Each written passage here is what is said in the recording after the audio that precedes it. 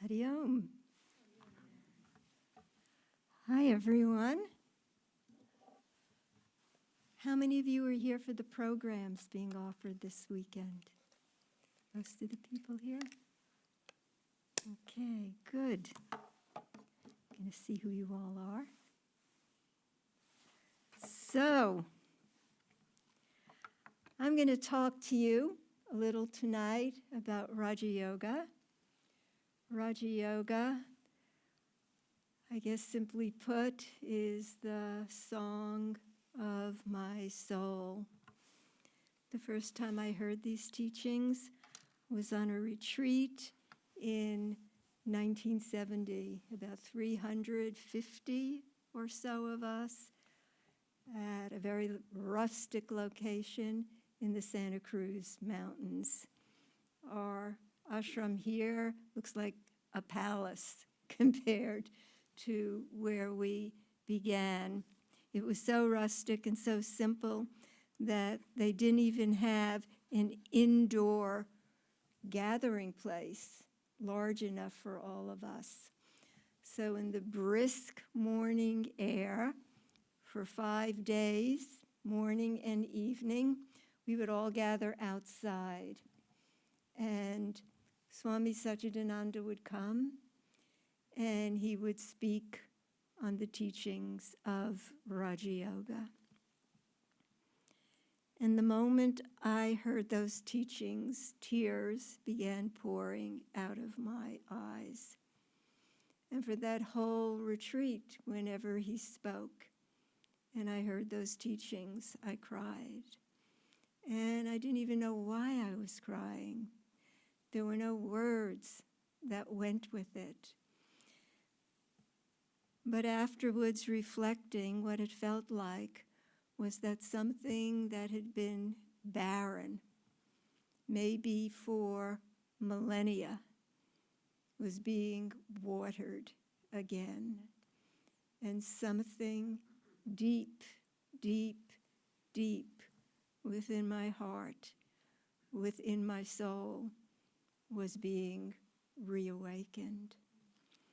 So these teachings aren't merely concepts or ideas for me. They are an expression of the essence of my heart, and they have provided a roadmap, a template for practice for a half century now, which has all but transformed my way of thinking, my way of acting, my way of living, and I am confident will ultimately bring me to the ultimate experience of spiritual awakening. So yoga is a big topic. During the latter years of his life with us on planet Earth, Gurudev a number of times said, it's time for the yoga community worldwide to go deeper, go beyond simply the physical practice of yoga, which is certainly important, but go to the deeper teachings that touch the soul and awaken the spirit. It's interesting when you think about the blooming of yoga in the West. Those of you who can remember back to the 60s, that's when a big wave, the modern wave of yoga began in response to the sincere seeking of the youth here in the West. Our sincerity, our longing, our unknowing, our seeking, somehow by the grace of God, attracted all these great teachers and yoga masters to the West. It was considered exotic, and it was a bit of a fad. Roll forward to the 90s. Yoga became mainstream. If you lived in any city, studios were popping up on every corner. The yoga business was birthed. Before coming here tonight, I looked up online the value, monetary value of the global yoga business. Anyone want to take a guess what that number is like? Any guesses? $115.5 billion in the yoga industry. I don't know if that's good or not. I don't know myself quite what to make of it. There's the good part, that yoga is very popular and is reaching so many people. And then there's the question, what is it exactly that is reaching all those people in the name of yoga? But anyway, that's a discussion for another day. But I want to fast forward again to the 20s. 2020, climate change suddenly really hits center stage. The pandemic, a period of isolation, confusion, anxiety, loss, grief for many, made people go inward, go deeper. I think yoga was discovered in a deeper way by many, many people.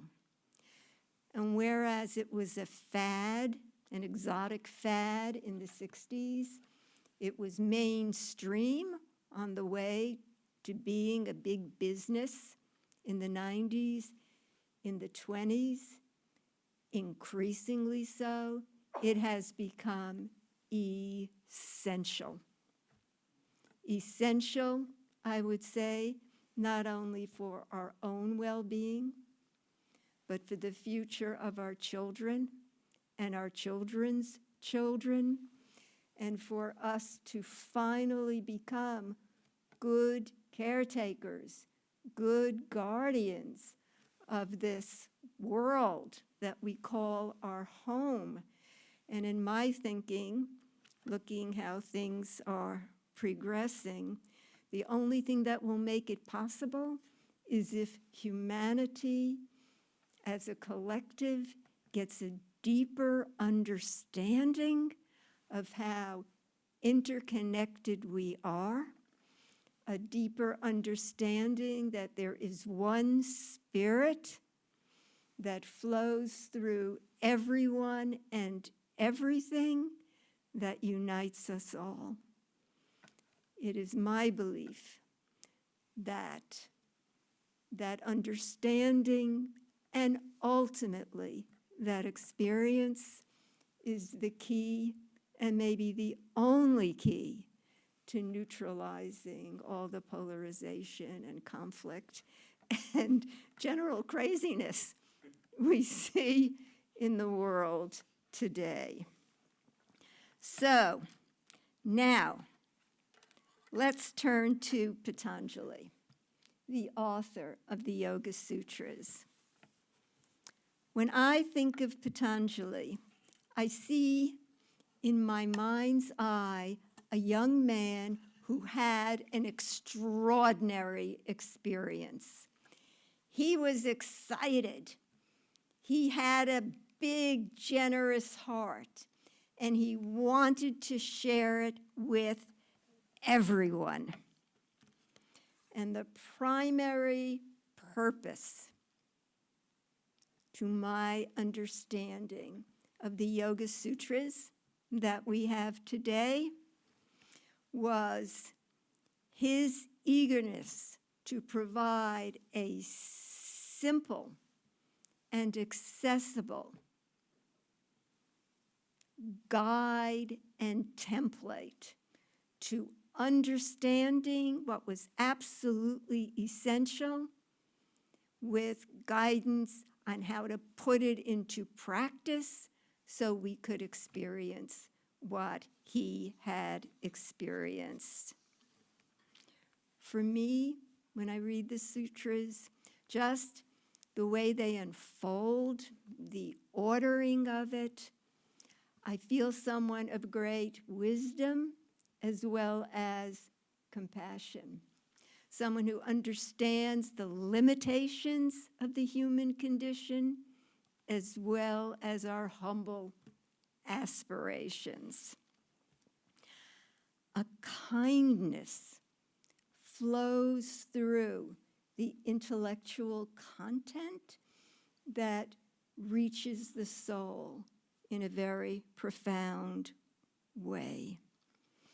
And I will say that the qualities that impress me most when I abide in, immerse myself in, practice the Yoga Sutras are the clarity and compassion, the accessibility, the inclusivity, the universality, and the generosity of the spirit of the person who gave them forth. So we have a handbook for enlightenment. It's a how-to book. In a way, it's enlightenment for dummies. It's very simple. It's direct. It's not convoluted and unnecessarily complicated. He will say, do this and you will get that. Don't do this and this will be the result. It doesn't leave anything to wonder. It's very direct. But in so doing, it's vast. He looks at the universe and individual experience through a number of lenses: telescopic, microscopic, even kaleidoscopic. He jumps from the individual soul to the cosmos, from everyday life to the movement of the heavenly spheres. He unravels the mysteries of time, space, and causation and tells us how to transcend them. And step by step, he leads us from the physical level to the vital level to the mental level to the beyond, to the experience of the absolute unqualified reality. And all this in fewer than 200 semi-sentences, a complete philosophy and psychology of yoga. Now that's saying something. They say someone who's brilliant can say a lot in a few words. Those of us of lesser capacity don't say so much with a lot of words. That's Patanjali. So now let's get more practical. Embedded in the Yoga Sutras, he asks the big questions that have intrigued humanity throughout the ages. Who am I? Why am I here? Where am I going? Is there a God? What's the purpose of life? What is the nature of thought? Even what is the key to harmony in my relationships with others? Why is there suffering? Can I overcome it? How? What happens to us after we die? And is there a state beyond the body and mind? Is there some unlimited dimension of our being where we can abide in peace, joy, and the freedom from all sorrow, fear, and delusion? He asks these questions, distills their essence, and in a few words, gives the answer. Doesn't get any better than that. So let me ask you, what are you seeking in your life? What is missing? In these crazy times in which we live, what do you feel that you need? Any word sum it up? What are you looking for? Or are you totally happy, peaceful, content, and feeling secure in every time you open the newspaper, you think, oh, I'm sure it's going to be just more good news. What do we want? Basically, what do we need in life? How many of you are parents? Any parents here? If I asked you, what do you want for your child in life? Does an answer come to mind? Happiness. It gets complicated when we ask about ourselves because human beings are complicated. But when it comes to our children, we know what we want. We want them to be happy. If you think about it a little bit, it's the fundamental want that permeates all creation, the desire to be happy. And we pursue that in all sorts of ways. We pursue it through possessions. If I could only get that Prius, I will be happy. Some people are indicating that they've been down that road. And what do? You work hard. You save your money. The appointed day comes. You go to the dealership. You get the car. You even get it in the color that you want. You drive off the lot. What happens to the value of that car as soon as you leave the lot? Does anyone know how much it depreciates? Yeah, about $5,000 in a $20,000 car.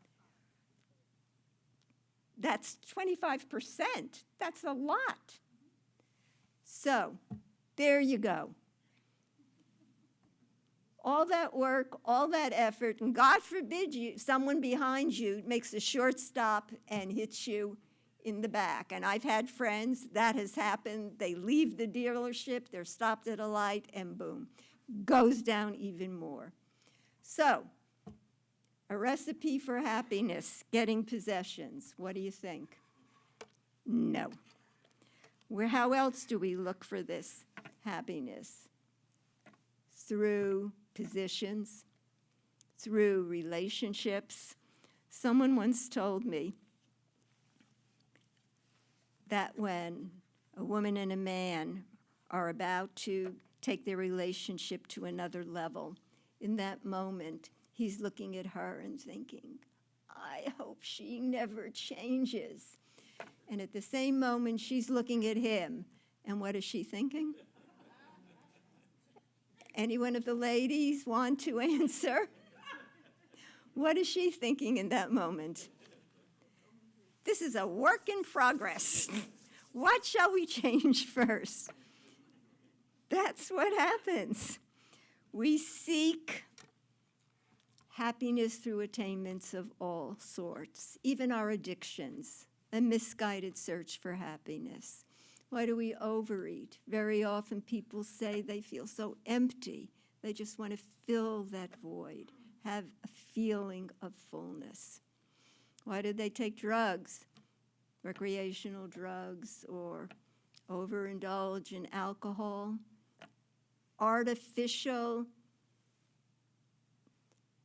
pause from all the problems, anxiety, or whatever they may be feeling. But it leaves its own problems, and it's not a lasting solution. So, what do we find? When we look for happiness in external ways, we get a little bit of happiness, but it's mixed with problems and pain. Prior, we may fear we won't get it. If something obstructs our efforts, we'll get angry. Then when we get it, it might not meet our expectations, we'll be depressed. Or we'll be afraid we're going to lose it. Okay. Yeah, I had a friend who was a pop famous folk singer, and his one ambition in life was to get on the cover of People magazine, and he made it.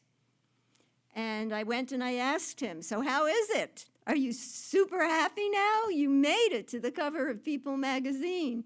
And his answer was, well, to tell you the truth, I was super happy for 1 week. People who never spoke to me, I was on their speed dial. I was invited to all the parties and whatnot. And I said, well, what happened? He said, well, a week later, someone else was the choice, and I was history. That's what. If you analyze just a little, you will see if you seek permanent happiness through external means, you are setting yourself up at the outset for frustration and failure, because anything external is part of nature. And what is the one salient characteristic of Mother Nature? She's always changing. So it's a fool's errand to seek permanent happiness in places that are subject to constant change. Think of your own life. Can you go back about 10, 15 years in your life? Let's see, this is what, 2024? Think of 2010, okay, about 14 years ago. Who's living in the same place? Aside from the Ashramites, it seems like no one. Who's living with exactly the same people? Not very many. Who has the same job? Very low percentage, all these questions. What else? Same job. Who has the same hairstyle? Who has the same hair? Be honest. Who has the same bank balance? That usually no one. Everything's in flux. In everyone's life, the pendulum swings between pleasure, pain, loss, gain, praise, blame, success, failure. It's the story of life. So in the midst of all these changes, the question comes, where is it? Does it exist? How can I find it? This elusive happiness, this peace, this stability, this total fulfillment I wish to feel. And the ancient yogis had an answer, and it's a good one. And understandably, it's the last place we often think to look. That peace, that happiness that we're seeking resides within our own hearts. That which we seek is who we are in truth. Does that make sense to you? But cover it over. Cover over. The yogis give two classical analogies to make this clear. One is, they say your true nature, who you are in truth, the spirit within you, is like your face. If you want to see your physical face, you need an external mirror. You look into the mirror. If the mirror is clear, you see an accurate reflection. Analogously, our true self is like our inner face. To see that, we need a mirror. God, as a great dispensation, has given us all an internal mirror in the form of our minds. If the mirror of the mind is clear and clean, you see an accurate reflection, you look in that mirror and you say, I am gorgeous. Because the truth is, each and every one of us is gorgeous. But what happens if that mirror is cracked, curvy, cloudy, colored, bent? What sort of reflection are you going to see?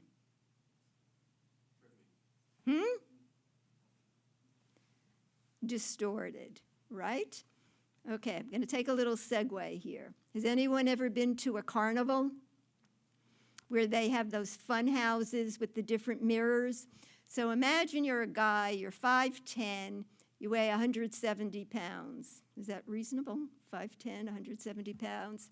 And you stand in front of one of those mirrors, and presented to you is an image of someone who is about 3'6" and weighs 400 pounds. How do you react? How are you reacting now? You laugh, ha, ha, ha, ha. I'm fine, funny mirror. Unfortunately, we don't have the same good common sense when it comes to our inner mirror. We get this distorted reflection, and then we make the critical mistake. This is the critical mistake. We identify with that, and we think that's who we are.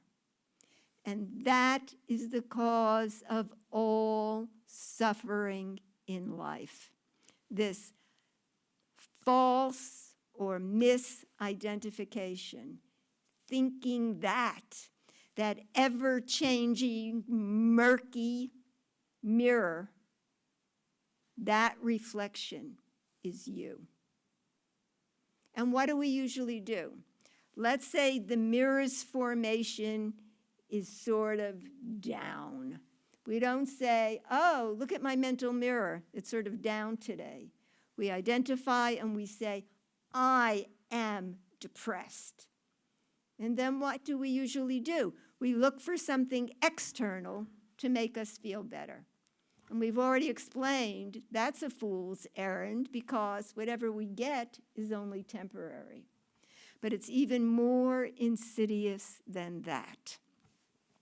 The very act of turning the mind outward to grasp something is what causes the mental mirror to go through all those gyrations.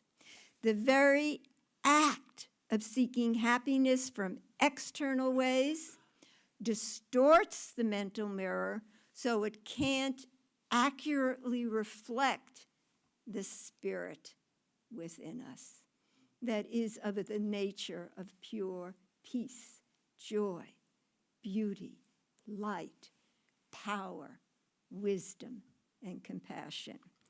Does everyone follow that? This is the essential teaching here, folks.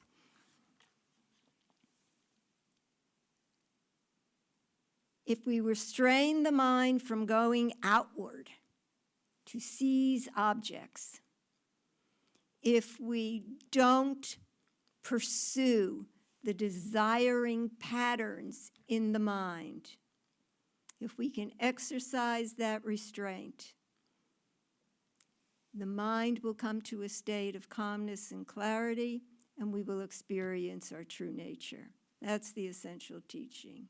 On the other hand, if we forget that the spirit is within us and seek happiness in external ways, that's the basic ignorance. That's Raja Yoga in a nutshell. So that's one analogy. And if you didn't believe me, I'm going to do another one for you. And you'll absolutely agree with this, because when you can show something in physical form, suddenly something that's very abstruse and theoretical becomes real. Okay? It might be good to move the little table. It would. In front. Yeah. Can someone help do that? Yeah. Thank you, Lakshmi. Just move it up here. Yeah, move it up here. Okay. I'm going to turn the podium. So that both sides of the audience can see it. Okay.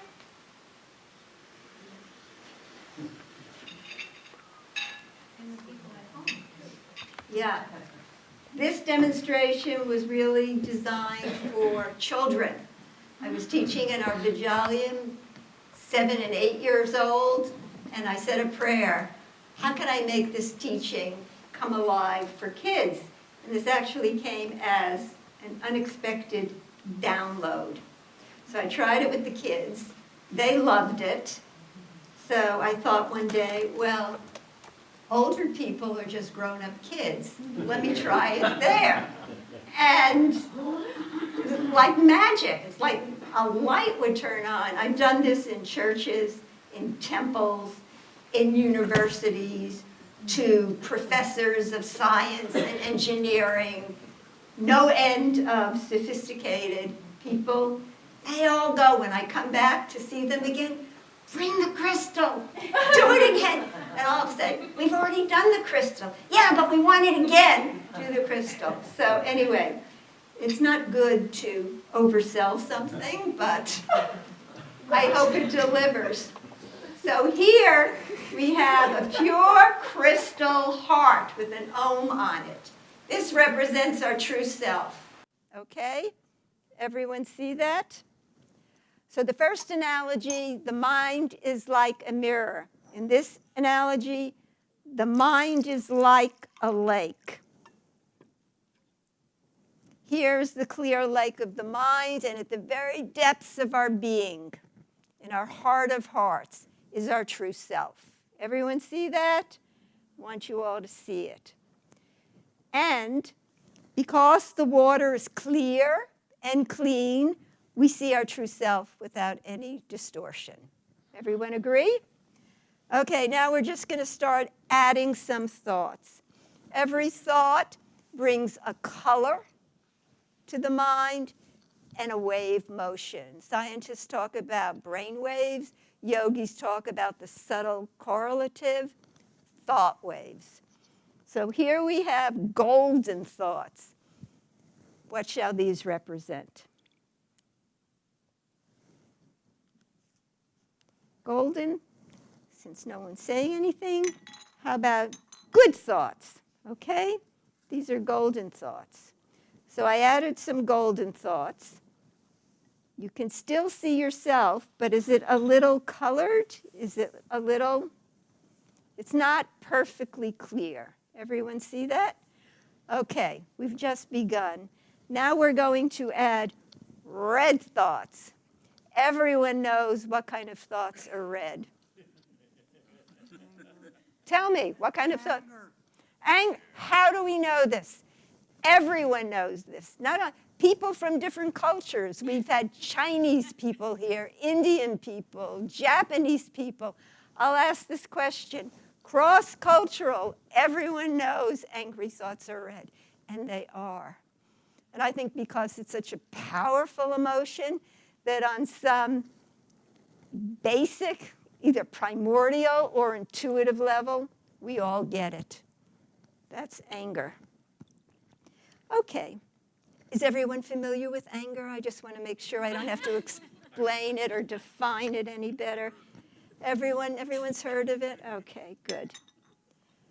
So we added a little anger. What's happening to our vision of our true self? Getting a little harder. Well, we're not going to stop there. Okay. We sometimes say someone's green with envy. Okay, so for the sake of this experiment, green will be envy. So you know in a relationship, when there's some envy or jealousy that comes into play, what happens to that relationship? You tell me. You're out in the world. You're out there getting into relationships. What happens when there's envy and jealousy? Who turned out the light? Okay, a little more. Blue. Who can tell me what it's like when you're blue? depressed, like there's no light at the end of the tunnel.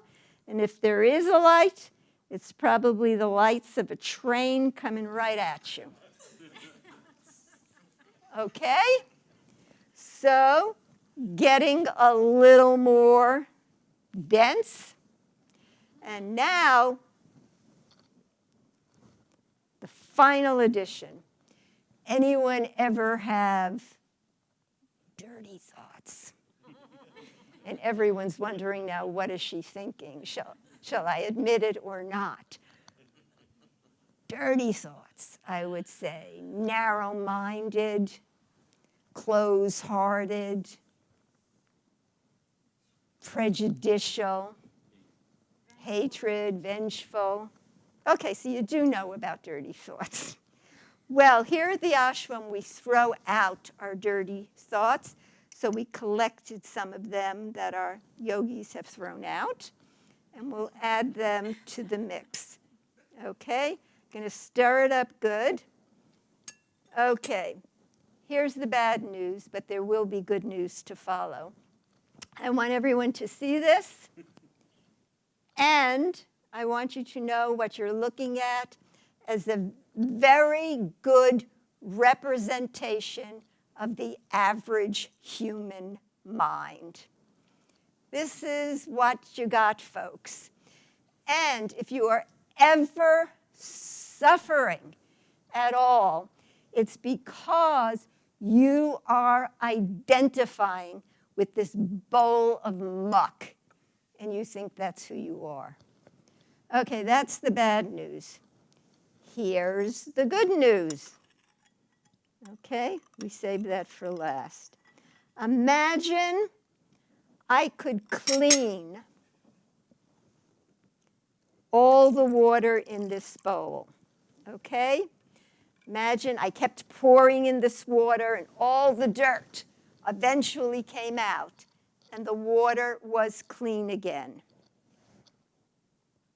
You would be able to see the crystal perfectly. And I want you to look at the crystal that was immersed in all that muck. Has it been changed in any way? Is it diminished? Is it soiled? Is it compromised? Or is it still pure and perfect, even though it was in all that muck? Why is that important? 2 messages. And I think they're so important for today's time. Message number 1 for ourselves.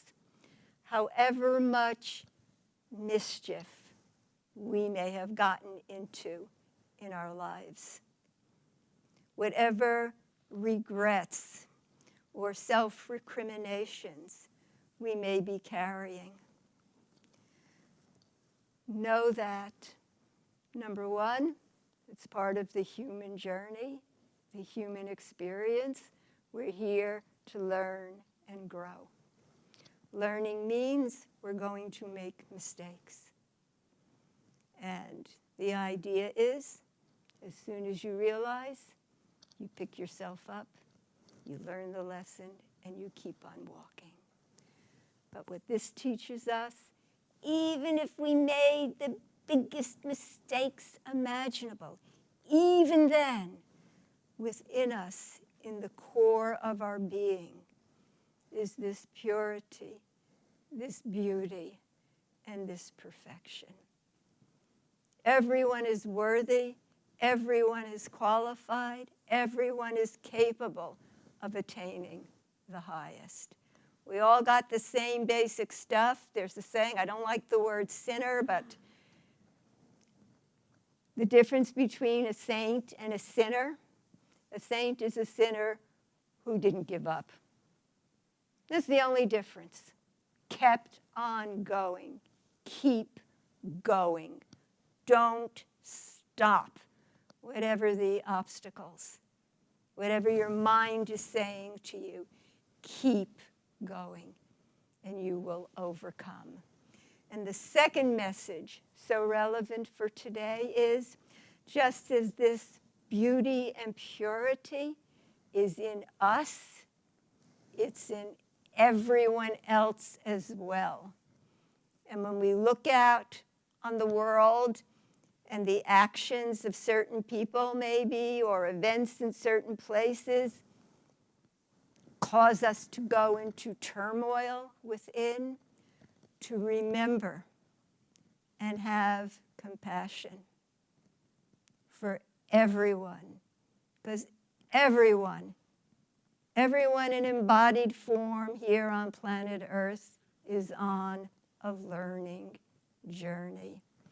And I would say the people who do, what helps me is to think that those who do a lot of harm, it helps me to think of them as baby souls.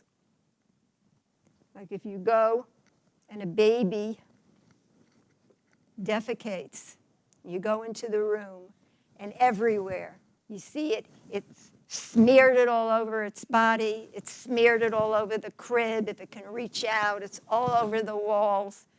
So it stinks and there's a huge mess everywhere. What do you do when you walk in? Do you say, bad baby, evil baby, I hate you baby, you're a terrible baby? What do? You say, it's just a baby. You help it clean up, and you know in time it will grow and know better. Some of us, though we walk in human form, we're still babies in some ways. So to find a way to know, to remember that even then there is that beauty within, and have a part of your heart that can hold compassion. Does that make sense to everyone? So,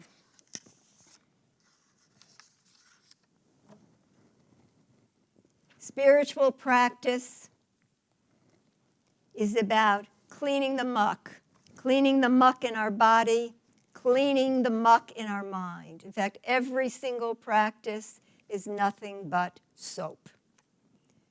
And when you're totally clean, you get that undistorted reflection of who you are in truth. You will send out those beautiful vibrations into the world. You will experience all goodness and beauty within you, and you will help raise others to that level as well.